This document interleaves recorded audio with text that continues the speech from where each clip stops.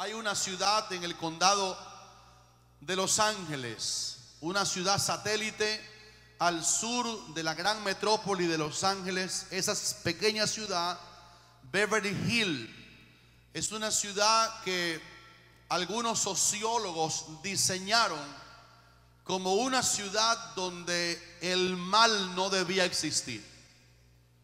Ellos la diseñaron de esa forma, y allí solamente pueden vivir personas de la alta sociedad, porque el anuncio con el cual se construyó Beverly Hills es que el mal no será ni siquiera simbolizado en alguna cosa que lo ilustre. Por eso en Beverly Hills no hay hospitales, porque ellos dicen que el hospital anuncia la enfermedad. En esa pequeña ciudad no hay cárceles, porque la cárcel anuncia la violación de las leyes y la desobediencia civil. En esa ciudad no hay cementerios, porque ellos dicen que el cementerio tiene que ver con la muerte. Cuando alguien se enferma, de los que viven allí tienen que sacar los hospitales afuera de la pequeña ciudad, donde hay 35,000 habitantes solamente en esa pequeña ciudad. Y cuando alguien muere, lo sepultan en un cementerio aledaño, porque allí no está fabricado ningún cementerio. El modo de vida es tan alto que el promedio anual de ingresos de los habitantes de Beverly Hills es de $100,000. Por eso cuando las personas se mudan para allí, ellos creen que han entrado en un pequeño paraíso donde el mal no los va a amenazar. Las casas no son como las nuestras, sencillas, son mansiones para personas de la alta sociedad. Pero curiosamente, en una ciudad tan librada aparentemente del mal, policías, más de 100 policías rondan 24 horas la ciudad para cuidar a sus habitantes, que han manifestado que a pesar del modo de vida tan alto y la seguridad que se les ofrece, ellos padecen de miedo. No hay hospitales, no hay cementerios, no hay prisión. La gente gana mucho dinero, pero curiosamente en Beverly Hills hay un psiquiatra por cada 200 habitantes. El promedio nacional en Estados Unidos de psiquiatra es 1 por 500,000, pero en Beverly Hills hay 1 por cada 200 habitantes. La estadística, la historia de esa ciudad aparentemente paradisaica, es que la gente que vive allí padecen en su mayoría de estrés y depresión crónicos. Y cuando la gente que están deprimidas allí en esa alta sociedad, en esa ciudad bella donde hay más de 200 hoteles y hay tantas cosas y centros de entretenimiento de todos los tipos y los lugares más lindos edificados, cuando tienen que ir al psicólogo, en la mayoría tienen citas continuas con los psicólogos. La pregunta histórica que hasta esta mañana los habitantes le hacen al psiquiatra tiene su respuesta en la Biblia, porque ellos le preguntan al psiquiatra: ¿por qué, si yo tengo todo lo que me hace falta para vivir, estoy lleno de depresión, me siento inseguro y estoy desesperado? La Biblia tiene la respuesta de eso, y la dio el maestro de esta iglesia, que se llama Cristo. Cristo dijo que la vida del hombre no consiste en la abundancia de los bienes que posee. Cristo dijo que de qué le vale al hombre si granjeare todo el mundo y al final perdiere su alma. Y esta historia que les he contado, que es tan real y usted la puede verificar después en su casa, es una historia de las muchas que en el mundo hay, que ilustra que cuando el hombre se afana únicamente por lo material y descuida el sentido de la vida, que es Dios, el hombre y la mujer se convierten en miserables, en gente vacía, en gente hueca en su espíritu, porque hay un vacío en el hombre que solamente lo llena Dios. Esta mañana creo que con la quinta entrega de este mensaje sobre los deberes nuestros irrevocables para con la palabra de Dios, llegamos al punto cuando el Señor nos ha llamado nuestra atención a tenerlo a Él como el objeto de nuestro amor. Y el domingo pasado, sin repetir nada de lo anterior, nos quedamos en el momento que la Biblia dice: y amarás al Señor con todo tu corazón, el espíritu dispuesto para adorarle, para reconocerle, para creerle, con toda tu alma, las emociones, los deseos, los anhelos, los recuerdos, la mente. Ese es el alma, amando al Señor, y con todas las fuerzas, aun cuando nuestro cuerpo se indispone para estar y hay que traerlo casi obligado, nuestras fuerzas son del Señor y Él pide que lo amemos de esa manera. Pero hay un detalle esta mañana en el versículo que leímos, cuando el Señor nos dice que lo amemos con todo el corazón. Diga conmigo: con todo el corazón. Fíjese con cuidado que el versículo no dice que lo ame solo con el corazón, sino que el versículo dice que lo amemos con todo el corazón. Y cuando estaba leyendo esa palabrita, todo el corazón, el Espíritu Santo me hizo ver algo en el pasaje tan lindo que esta mañana quiero revelarlo a ustedes para que con la ayuda del Señor también lo puedan ver. Y cuando la Biblia dice que el Señor dice que lo amemos a Él con todo el corazón, lo que está en la mente y en el corazón de Dios es que entonces no amemos a nadie en la tierra con todo el corazón. Cuando uno ama a alguien con todo el corazón, ese tipo de amor con todo el corazón significa literalmente que consideramos a esa persona que amamos con todo el corazón absolutamente imprescindible en nuestra vida. O sea, la única persona que nos ha pedido el deber de amarlo a Él con todo el corazón es nuestro Dios. Yo no le puedo decir a mi hijo Jaciel que lo amo con todo mi corazón, porque si yo lo amo con todo mi corazón, no hay un espacio que yo le pueda dar a uno que es el amor de mi vida, que es el centro de nuestra existencia, que es lo imprescindible en cada uno de nosotros. En otras palabras, cuando la Biblia dice que amemos al Señor con todo el corazón, al verlo a Él como imprescindible en nuestra vida, esto quiere decir literalmente, en la manera práctica de verlo, que Dios no nos puede faltar en nuestra vida. Que Dios se ha convertido en alguien con el cual vivimos. Una vez dijo Pablo, predicando en Hechos 17 en Atenas, dijo: porque en Él, hablando de Dios, en Él vivimos y en Él nos movemos y en Él somos. En otras palabras, todo está lleno del Señor, porque la palabra de que lo amamos con todo el corazón quiere decir que el más importante para todos nosotros es el Señor, y que Él es más importante para nosotros que nosotros para nosotros mismos. He visto personas que no se convierten al Señor, no se entregan al Señor porque ellos se aman a sí mismos. ¿Cómo habló Cristo de la gente que se ama a sí mismo? El hombre que entró al templo a orar, el fariseo, se amaba a sí mismo. Y fíjese que la oración de él a Dios estaba enfocada no en Dios, sino en él. Yo no soy como los demás hombres. Yo ayuno 2 veces a la semana. Yo doy diezmo de todo lo que poseo. Y tristemente Dios no pudo justificar a esa persona, porque él era su propio Dios. Él era su propio objeto de centro de alabanza. Pero el Señor nos pide que todo nuestro corazón le pertenezca a Él. Hablando de que tú y yo no somos tan importantes para nosotros como Dios para nosotros, hay un versículo en el Salmo 100 y versículo 3 donde el salmista, hablando de él y de ti y de mí, él dijo: el Señor nos hizo y no nosotros a nosotros mismos, pueblo suyo somos y ovejas de su prado. En otras palabras, el Señor nos ha comprado. El salmista aún no había visto una cruz del Calvario como tú y yo la hemos visto a través de la palabra revelada en el nuevo pacto. Ellos anunciaban la verdad de la redención. Y él dice pueblo suyo somos y ovejas de su prado, porque está ilustrando que cuando uno es del Señor porque Él nos ha comprado y nosotros le pertenecemos a Él. Y esta iglesia ha entendido que si el Señor nos ha comprado, nosotros no somos nuestros, nosotros le pertenecemos al Señor. Pablo decía, habéis sido comprados por precio. ¿Te acuerdas cuál fue el precio que pagaron por ti y por mí?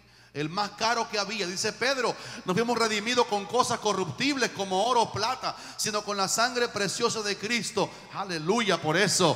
¿Cuántos dicen aleluya por eso? La sangre preciosa de Cristo, como de un cordero, sin mancha y sin contaminación. En otras palabras, nos redimieron con el precio más caro, con Dios encarnado, siendo puro. Entonces la sangre que brotó, que no venía de José el padrastro, sino que era la sangre puesta por Dios en el Hijo encarnado, esa sangre pura, esa sangre divina, esa sangre que María no pudo contaminar con su placenta el tiempo que el bebé estuvo en su vientre. Esa sangre María no se la dio. Esa sangre el abuelo de Jesús por María no se la dio. Es una sangre preciosa y costó ese precio que nosotros fuéramos del Señor. ¿Alguien lo puede alabar aquí esta mañana? Así que la petición divina de amar al Señor con todo el corazón nos hace entender que pudiéramos perder cualquier cosa en esta vida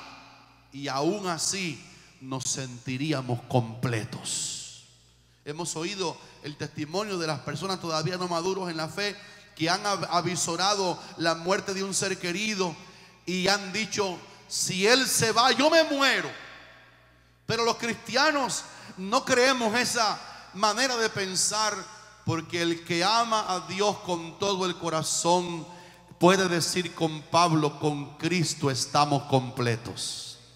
En otras palabras, lo que tengo, dice la Biblia, que Él nos da todas las cosas en abundancia para que la disfrutemos, pero lo que tengo no me tiene. Las posesiones no me poseen. Los bienes materiales no me han logrado tener. Nosotros podemos perder todo en la vida, y si el corazón nuestro está lleno de Dios, nosotros todavía diremos, gracias Señor que no he perdido nada, lo tengo todo todavía. Se dice que Whitley Moody, ese gran predicador norteamericano, se le llamó a él un tizón arrebatado del incendio. Porque en un momento de su vida cristiana, ante que él fuera un gran predicador en este país, Whitley Moody se le quemó su casa con todo lo que tenía. Y la gente del barrio vino a darle el pésame por la pérdida enorme de que todo lo que tenía se quemó. Pero cuando él supo que estaba su casa quemándose, él fue y se metió en el peligro hasta donde no pudo ser quemado él, y arrebató del incendio una propiedad que él tenía en la casa, que la consideraba la cosa más importante que no quería perder. Era su Biblia. Y cuando la gente vio a Whitley Moody saliendo del incendio, corrió a verle. ¿Cómo te has quemado? ¿Qué te pasó? No, yo fui a arrebatar el único tesoro que yo tenía como lo más importante de mi vida en mi propiedad. La casa con todo lo que tenía se quemó, pero es verdad, la palabra del Señor permanece para siempre. Estas palabras que estoy predicando en esta mañana parecen unas palabras para gente muy adulta en la fe, pero el Señor nos quiere llevar a un nivel cuando podemos tener lo material y nuestro corazón no está allí. Todavía Cristo es el tesoro de nuestra vida. Y Dios va a estar probando ese corazón nuestro cuando podemos tener algunas cosas y todavía decir, Señor, pero tú eres mi vida, te he amado con todo el corazón. Hace poco sacamos a mi Benjamin de la casa de sus padres para llevarlo a pasear con sus abuelos, que no tenemos cana, pero somos abuelos ya. Y entonces Jaciel nos mandó un texto de advertencia cuando lo sacamos al niño en el carro de la casa, y Jaciel nos dijo estas palabras en el texto: cuídenlo, que ahí llevan ustedes un tercio de mi vida. Tú sabes que eso me ministró Jacielito, porque él no dijo ahí llevan mi vida, porque el niño no es mi vida, él era un pedazo de la vida. Porque nosotros hemos entendido que el que nos compró nos merece, que el que nos compró tiene el derecho de que le pertenezcamos, de que lo más importante en nuestra vida es que el Señor sea el centro de nuestra vida completa. Los que lo creen digan un fuerte amén a eso. El único que puede llenar el vacío realmente de nuestro corazón es el Señor. Y cuando Él nos pide que lo amemos con el corazón es porque Él hizo un gasto tan grande cuando nos amó primero. Y Él derramó en la cruz el gesto más noble del amor más puro: poner en su Hijo amado toda la culpa que el Hijo no merecía y hacerlo morir sin Él merecerlo, como la ofrenda que Dios y su justicia pedían para dar por intercambio perdón de pecados a todos los que creemos en Cristo como nuestro Salvador. Así que también cuando dice lo amarás con todo el corazón, eso quiere decir que hay amores importantes en lo horizontal, pero que no pueden ocupar todo nuestro corazón, porque Él ha reclamado que todo nuestro corazón sea para Él. Hay una palabra que primera de Juan capítulo 2 versículo 1 dice, hablando con una iglesia consagrada, como se predicó aquí el viernes, hablando de el mundo que nos rodea. La Biblia dice: no améis al mundo ni las cosas que están en el mundo, porque el que ama al mundo, el amor del Padre no está en él. En otras palabras, cuando uno entendió que el Señor nos merece, que el Señor nos compró, que nos pide que lo amemos con toda nuestra fuerza, con todo nuestro corazón, que nos pueda faltar todo, pero Él no. Esta palabra de no amar al mundo quiere decir: en esta tierra me desenvuelvo como un embajador del Señor, pero mi vida sabe que nada me llama la atención mientras camino por aquí. Hay tanta gente que han dejado el camino del Señor y se han ido porque se han ido resbalando a este mundo. Los bienes, las cosas de la tierra los han ido atrapando desde las gradas en que los demonios atacan, simbólicamente hablando, la fe. Han sentido como el silbido diabólico de la serpiente llamándolos a meterse cada día más en lo mundano. Pero nosotros no somos de este mundo, nosotros pertenecemos al reino de los cielos. Ahora, noten un poquito más en el versículo que estamos estudiando en esta mañana, y es que la forma en que está presentado aquí el mandamiento de amar al Señor mira al presente y mira al futuro. Esta mañana cuando leímos el versículo nos dimos cuenta que el versículo dice: amarás al Señor tu Dios con todo tu corazón. Fíjese cómo el versículo aparece hablándole a Israel en el presente, en que el versículo se entregaba. Y yo quiero preguntar, hermanos, ¿cuál de los dos pueblos usted cree que tiene más gratitud? ¿Con cuál ha habido más gasto de amor? ¿Con Israel, al que le piden que amen al Señor con todo el corazón, o a nosotros que estamos de la parte de acá del Calvario? ¿Cuál de los dos tiene más deuda de decir yo te amo, Señor? Dígamelo en alta voz. Levante la mano los que están más endeudados con el Señor, con amarlo. El Señor los sacó de Egipto. El Señor cumplió el llamado con Abraham, con Isaac y Jacob. Los mantuvo en Egipto, los guardó, los multiplicó y luego los sacó con mano fuerte. Les dio el desierto por experiencia. Ellos murieron algunos, pero la generación siguió y fueron multiplicados y entraron en Canaán. Y el Señor despobló a aquellos pueblos paganos y le dio Canaán conforme a la promesa que Él le dio a Abraham, Isaac y Jacob, que la tierra en que estuvieron ellos parados un día y murieron después, se la daría el Señor a ellos y a su descendencia para siempre. Hubo un milagro, hubo maná en el desierto por 40 años, aleluya. Hubo provisión. Hoy leyeron aquí que los zapatos con que se fueron de Egipto no se echaron a perder. Y yo pienso que si ellos fueron niños que fueron creciendo y los zapatos fueron los mismos, hay un milagro escondido en el código bíblico, y es que junto con el pie, los zapatos y los vestidos preservados también iban creciendo. Yo creo en el Dios que hizo caminar la roca de Oreb por el desierto con ellos. Dice la Biblia que la roca que los seguía era Cristo. Ese pasaje, cada vez que lo digo, Señor, qué deuda había en Israel para amarte. Cuando tuvieron sed, Él le abrió la peña. Cuando tuvieron hambre, Él les dio maná. Cada vez que pedían alguna hasta algún capricho como pedir carne cansado del maná. El Señor le daba codornices, aunque para juicio. Qué pueblo tan endeudado de amar al Señor, porque los habían sacado de la tierra de Faraón, que significa el mundo, y Faraón significa el diablo. El Señor los había redimido con la sangre de aquel cordero pascual y los hizo caminar por el mar rojo, símbolo de la sangre de Cristo, y los sustentó 40 años en el desierto. Y se cumplió la palabra que dijo Dios a Josué: nadie te podrá hacer frente en todos los días de tu vida. Como estuve con Moisés, estaré contigo. No te dejaré ni te desampararé. Digan amén si lo reciben en el día de hoy. En otras palabras, ese pueblo redimido estaba empeñado, tenía de qué sujetar su amor al Señor. Se llama gratitud. El recuerdo de que Dios me ayudó me hace amarlo. El recuerdo de que estaba cautivo y las cadenas se rompieron me hace amarlo con todo mi corazón. Dios nunca ha pedido que lo amemos sin mostrarnos que su amor ha sido corriente y suficiente para nosotros. Pero cuando miramos esta palabra traducida al pueblo del Señor del nuevo pacto en Cristo, tenemos que decir, hermano, con asombro: Dios está justificado cuando nos pide a nosotros también, porque esta palabra es eterna, permanece para siempre, que lo amemos con todo nuestro corazón, porque lo que el Señor hizo contigo y conmigo, que éramos gentiles, nosotros que no éramos pueblo y ahora somos pueblo de Dios. Nosotros que no habíamos alcanzado misericordia, pero ahora hemos alcanzado misericordia. Si usted quiere ver lo que no valíamos, mire las figuras bíblicas de la gente gentil que se acercaba a Cristo para que Él los sanara, y la manera como el Señor procedía.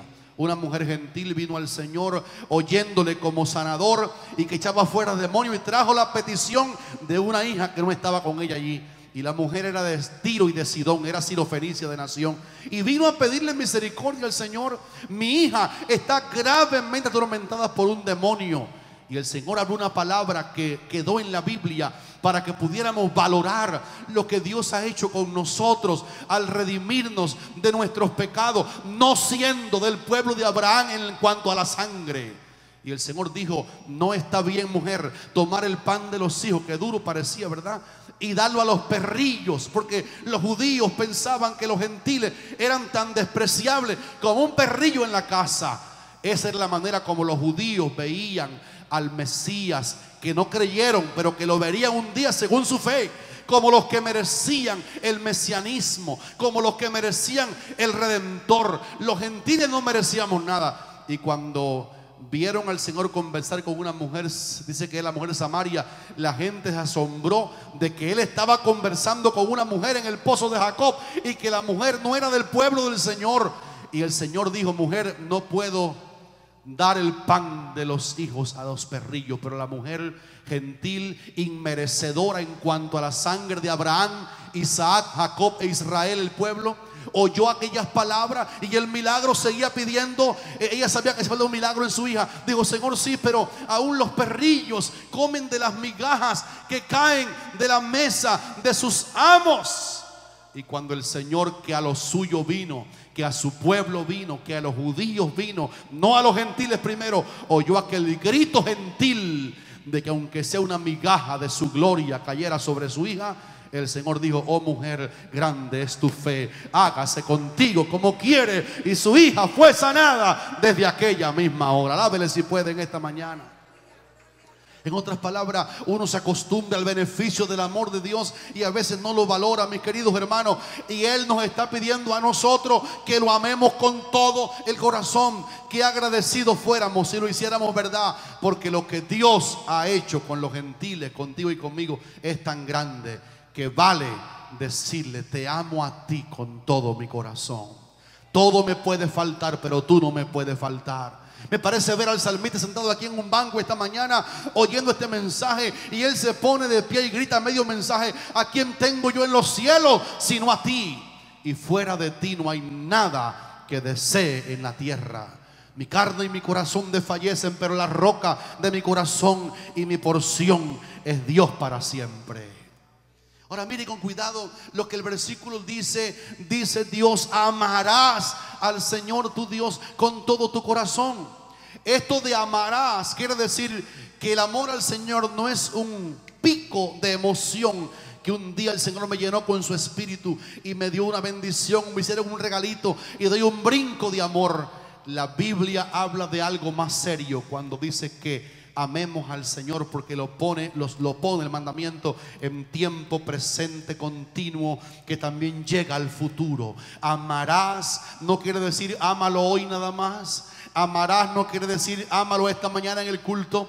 Amarás no quiere decir ahora que estás oyendo la palabra de la Biblia nada más, ámalo ahora. Amarás tiene que tocar a un presente continuo, porque amarás significa hoy lo amo, pero mañana yo lo amaré también. Después que llegue el lunes, lo amé el lunes, pero el martes también lo debo amar. Digan amén los que lo reciben esta mañana. Y cuando llegue el martes, todavía Dios será el objeto de mi alabanza. El Señor mañana te va a reclamar que el martes lo siga amando, porque lo que nosotros somos respecto a Dios afecta nuestra eternidad. Y creemos que la fe es una perseverancia. La fe es un continuar. La Biblia dice: el que persevere hasta el fin, este será salvo. En otras palabras, la petición que este versículo dice entraña amarlo permanentemente. No estoy seguro si mañana será un día tan bueno como hoy, pero el mandamiento me cala el ser y dice: lo amarás donde quiera que estés mañana, como quiera que mañana amanezca. Cuando la petición no ha sido todavía respondida, todavía lo amarás con todo tu corazón. ¿Cuántos creen que Dios sigue siendo el objeto de nuestra vida mañana también? Quizás mañana te enfrentes a un gran problema, pero recuerda esta palabrita incisiva: amarás al Señor. Que le digas a tu hijo: amarás al Señor. ¿Quieres amarlo? No, amarás al Señor, porque es un mandamiento colocado en esa forma de mandamiento permanente para que lo amemos por la eternidad. Estaba mirando algunos ejemplos en la Biblia de amor puro, que fue un amor permanente. Y si nos hiciera falta esta mañana ilustrar qué es amarlo continuamente o qué es amor permanente, aquí tenemos en la Biblia un ejemplo glorioso, y es la persona misma de Dios amando permanentemente. ¿Cuántos de ustedes creen que Dios ama permanentemente? Miren este versículo fantástico, lleno de gloria, de Jeremías 31:3. En Jeremías 31:3 Dios le habla a Israel y le dice a Israel estas palabras tan caras que son para nosotros esta mañana. Miren qué promesa. Le dice: con amor eterno te he amado, por lo cual te prolongué mi misericordia. Sirve el ejemplo, ¿verdad? Con amor eterno te he amado, por eso te prolongué mi misericordia. En otras palabras, el número uno, el amor que aparece aquí como de Dios, es un amor que, debido a que Él es eterno, el amor de Él aquí en el versículo se expresa como un amor que dura para siempre.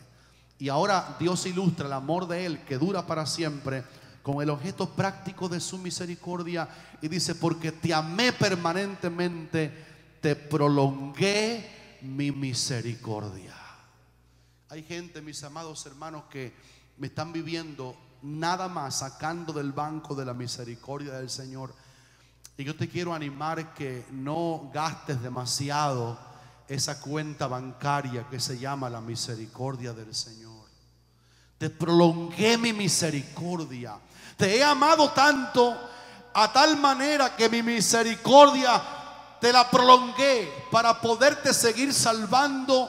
Y cuando leo este versículo me doy cuenta que Dios no está amando aquí al perfecto nada más, porque cualquiera que necesite misericordia es una persona no perfecta que falla, pero cuando falla y merece morir por juicio de Dios, en vez de morir, Dios lo que le da es misericordia. Tú y yo somos a veces más selectos, ¿verdad? A quien amamos, pero Dios no ama al bueno. Aquí habla que ama al bueno, pero que ama también a su pueblo cuando su pueblo fluctúa en fidelidad. Mire otra vez como liga: te he amado con amor eterno, por lo cual te prolongué mi misericordia. ¿Quién sabe lo que significa misericordia? Misericordia significa favor no merecido. Mire qué versículo. Dios amando a la gente como yo, que me equivoco, como tú y yo, que le fallamos, ya sea por yerro o por equivocación. Y cuando le fallamos, todavía el amor de Dios sigue siendo permanente, y otra vez nos perdona, y otra vez nos levanta, otra vez nos restaura, otra vez nos da su mano, porque el amor de Dios está ligado a un atributo divino que se llama su misericordia.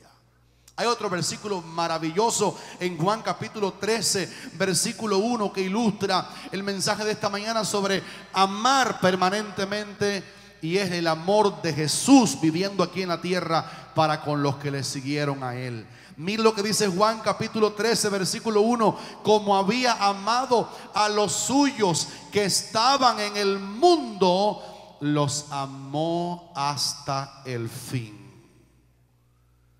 En otras palabras, a veces en los discípulos había algunos pleitos, que si el amor del Señor no fuera tan permanente, amarás hoy, amarás mañana. Hay gente que se casa para ver cómo aman, probar cómo aman. Pero te quiero animar, si estás casado, si te vas a casar, que entiendas que en el matrimonio el amor es un amarás. El amor no es un amo. Te amo ahora y mañana veré cómo te portas para entonces amarte. El amor es un amarás. El amor es que no importa de allá para acá cómo venga la cosa, yo te voy a seguir amando. Oí la pastora que dijo amén aquí a la izquierda. Y la Biblia lo que dice es que cuando Jesús estaba en el mundo, no solamente amó a los suyos, sino que dice el versículo, Él los amó hasta el fin. Ustedes recuerdan algún episodio cuando ellos se pusieron a decir dos o tres cosas que era para que el Señor los quemara con fuego. Déjeme contarle algunas de cómo Él tuvo que soportar a los discípulos de Él. Algunos creen que los 12 discípulos eran unos perfectos hombres que el Señor llamó al ministerio debido a lo impecables que eran. Pero cuando uno estudia los 4 evangelios se da cuenta que el amor del Señor fue un amarás. Fue un amor tan permanente que soportó unas mala crianza en sus 12 discípulos y unas carnalidades tremendas, porque dice el versículo que Él los amó hasta el fin. Una vez ellos se pusieron a discutir entre ellos cuál de ellos sería el mayor, por puros niños.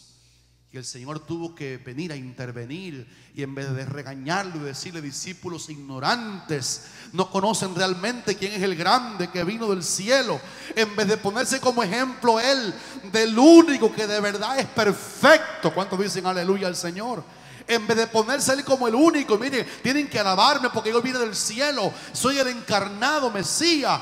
Dice, cuando los oyó en el pleito de cuál, si Jacobo, si Bartolomé, si los hijos de Zebedeo, si Pedro, o si Juan, o si Judas Tadeo, o Judas Iscariote, cuál era el más grande. Dice que el Señor vino y con ese amor que ama hoy, aunque las cosas no anden bien, llamó a un niño y lo puso delante y dijo, el que fuere como este niño, ese es el más grande en el reino de los cielos. Cómo luchó con ellos, cómo le fue paciente, porque este amarás en el cual estoy haciendo palanca todavía es la expresión de ser paciente con el objeto de mi amor. Muchos tenemos que usar paciencia con la gente que amamos. La han usado conmigo, la han usado con otros. Yo dije el domingo pasado, en la etapa de la adolescencia, cuántos errores los adolescentes cometen porque adolecen de experiencia, de sabiduría. Pero hay alguien que ama y es paciente porque sabe que hay un problema de adolecer o carecer de una gran sabiduría. Y una vez los discípulos, 2 de ellos, vinieron con su madre delante del Señor para decirle, Señor, nosotros 3 queremos hacer una petición. La mamá fue la que primero habló. Y dijo ella, yo quiero, Señor, arrodillada lo dijo, que estos 2 hijos míos se sienten, uno a tu derecha y otro a tu izquierda en tu reino. Y cuando uno lee sin pensar lo que dice el versículo, uno cree que está la mamá pidiendo consagración para los hijos que estén cerca del Señor. Pero aquí predicamos una vez que en el contexto lo que había era orgullo. Está elevando a los 2 hijos de Zebedeo a un lugar de trono, a un lugar de gloria por encima de los otros 10. Y el Señor, que amaba permanentemente, le dijo, ustedes no saben lo que están pidiendo. ¿Pueden beber del vaso que yo puedo beber? ¿O ser bautizado con el bautismo con que yo soy bautizado? Y los 2 medio ignorantes dijeron, sí, ¿podemos tomar tu bautismo? Sí, podemos tomar tu copa. Y el Señor se estaba refiriendo a la copa de su dolor a manos de la persecución de Israel y de los romanos, y al bautismo de ser quitado de la tierra de los vivientes a manos de impíos, en el caso del Señor, para redimir. Y aquellos dos discípulos dijeron sí, y el primero de ellos, Jacobo Herodes, lo mató con su propia espada. Ellos eran Jacobo y Juan, los hijos de Zebedeo. El Señor tuvo que ser paciente porque los había amado. Cuando usted oye esta mañana, amarás, no importa lo que reciba o lo que no reciba. No amo al Señor condicionadamente. Yo lo voy a amar, voy a ser paciente con otros. Y el Señor amó a los discípulos hasta el fin. Y el Señor los encontró varias veces peleando en sus carnes. Uno de ellos, miren, estos dos que pidieron reino, una vez el Señor los mandó a Samaria para preparar el camino, porque él iba para Samaria. Y cuando llegaron a Samaria a decir, allá viene Jesús de Nazaret a predicar aquí, dice la palabra que esa gente gentil dijeron, aquí no queremos a Cristo, ese judío aquí no venga. Y cuando los discípulos Boanerges, llamados así porque el Señor los apellidó con, que significa hijos del trueno, llegaron al Señor con esa noticia, mira, Señor, nos envía a Samaria, esa gente no te quieren allí. Y dicen que no, Señor, permítenos. ¿Tú quieres que hagamos que descienda fuego del cielo y los consuma? Y el Señor, que los amaba, le dijo, ustedes no saben de qué espíritu son.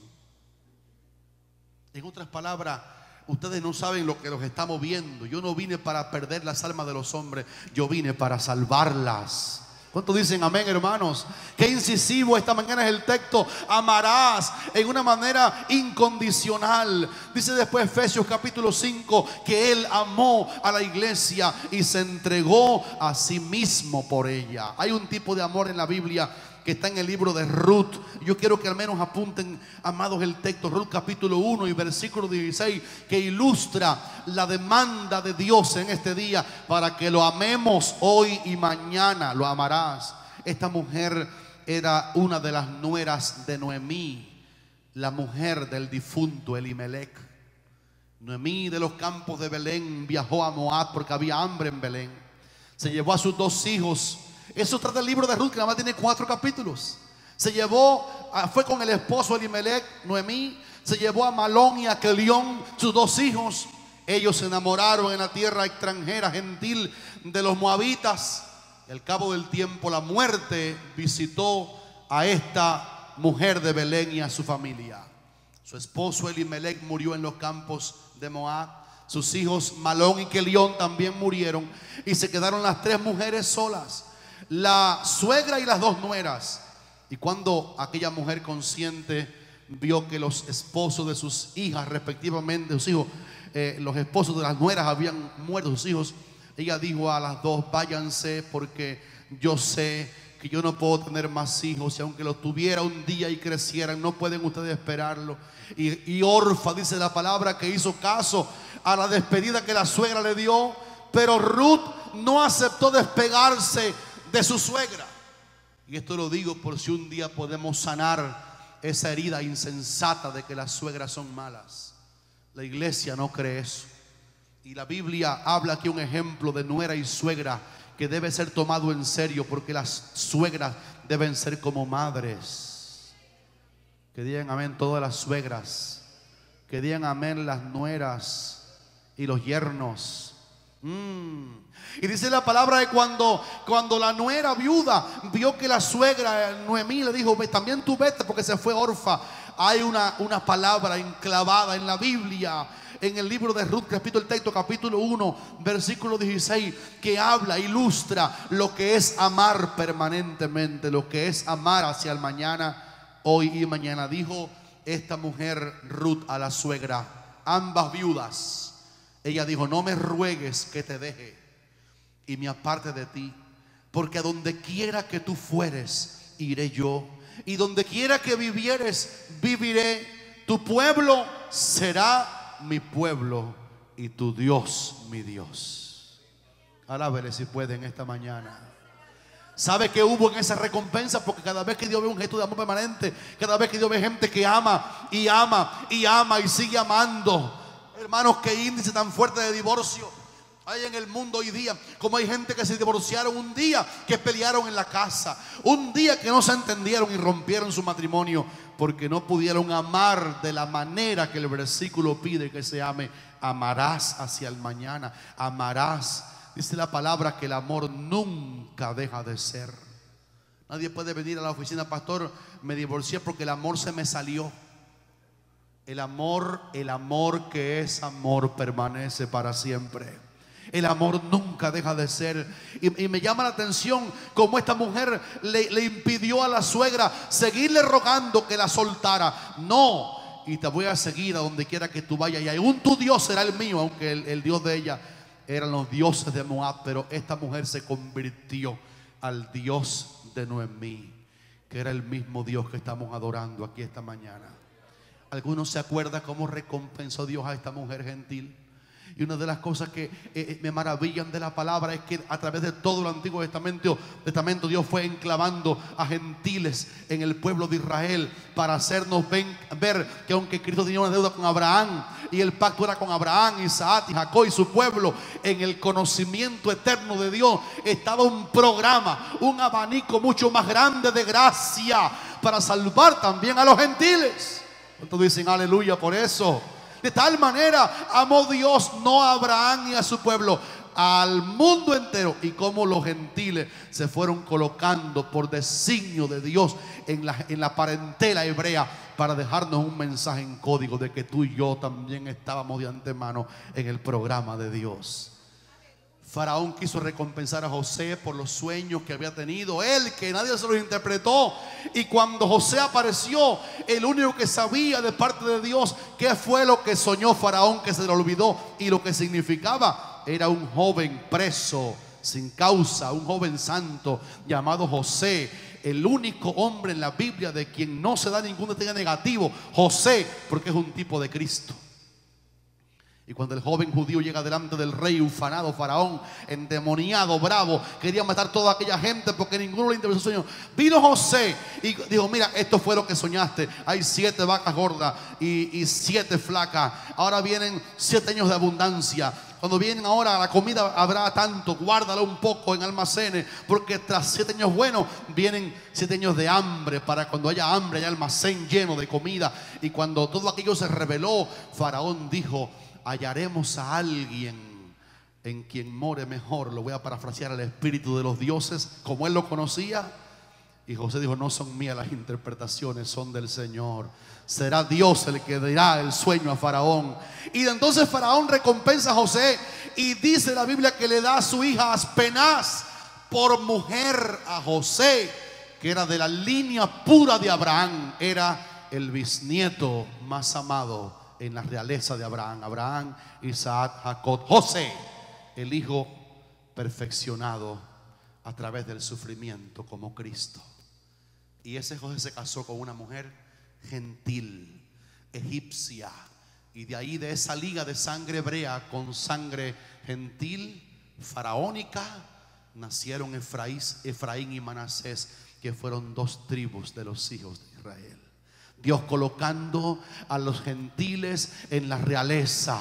Y hay una mujer ramera cuando Israel conquista Canaán, llamada Rahab la ramera. Mire qué apellido.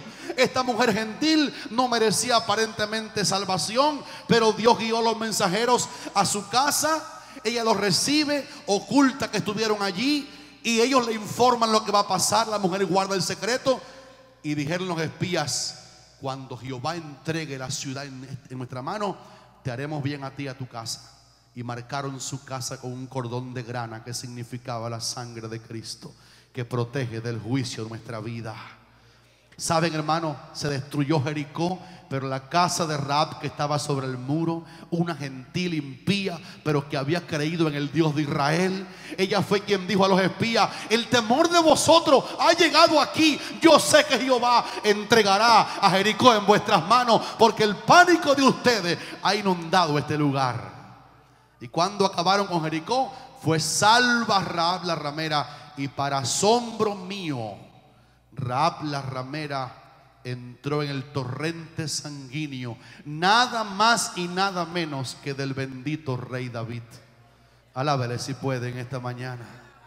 ¿Tendrá derecho Dios a pedirnos que lo amemos si como gentiles estábamos codificados en el programa de Dios? Y miren qué pasó con esta mujer que amó permanentemente.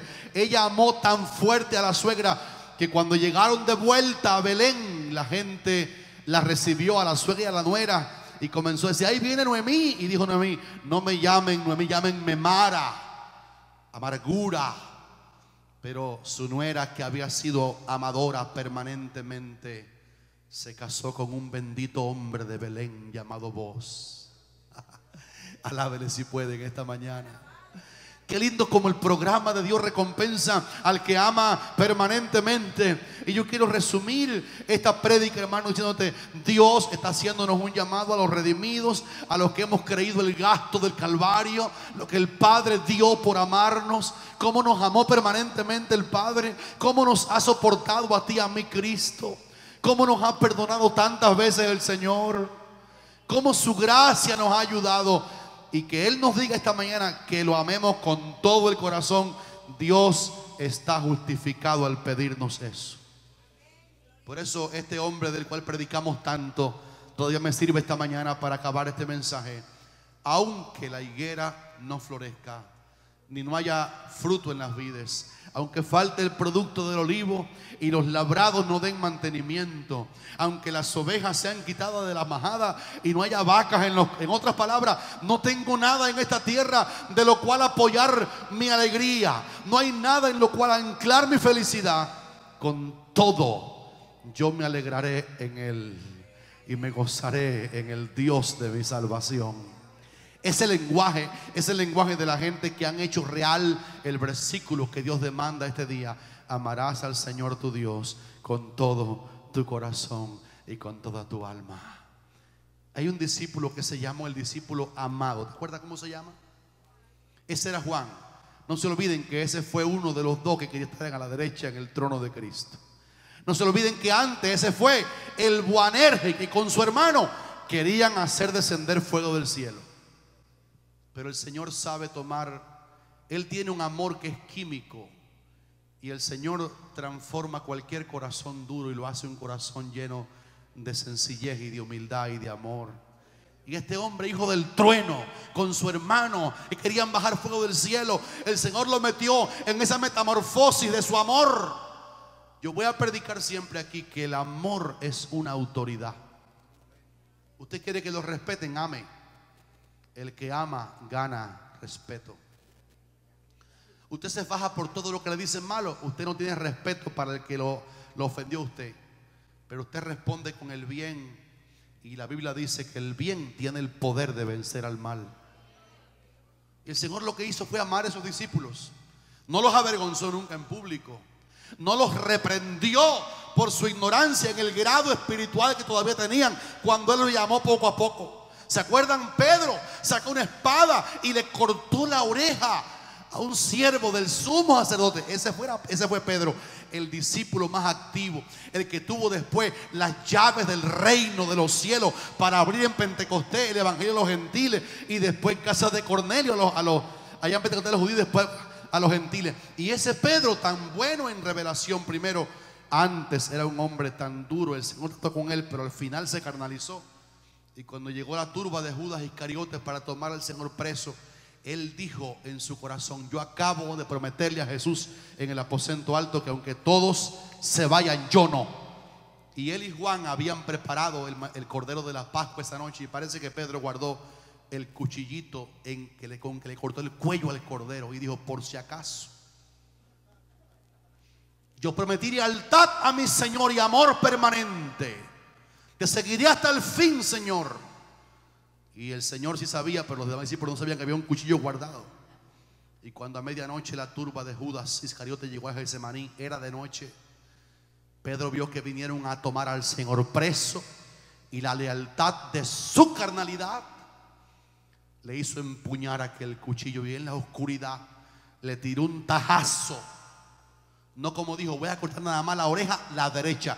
Él tiró a matar, pero parece que el tipo se esquivó, y Lucas dice que le quitó la oreja, porque Pedro todavía estaba en el proceso Hacía falta que él entendiera que cuando confiamos en nuestras fuerzas somos muy pocos, que tenemos que depender de la fuerza del Señor para permanecer en el camino de la fe. El último milagro público que hizo Cristo, hermano Mendoza, fue sanar una oreja. Porque para Cristo, que tengamos oídos abiertos para oír su palabra es más importante que todos los dones y todos los ministerios. Y le sanó la oreja el Señor a Malco. Hacía falta que Malco oyera que Él es el pan de vida. Hacía falta que Malco se enterara alguna vez: Padre, en tus manos encomiendo mi espíritu. Hacía falta que Malco oyera que Él es el camino, la verdad y la vida. Aleluya.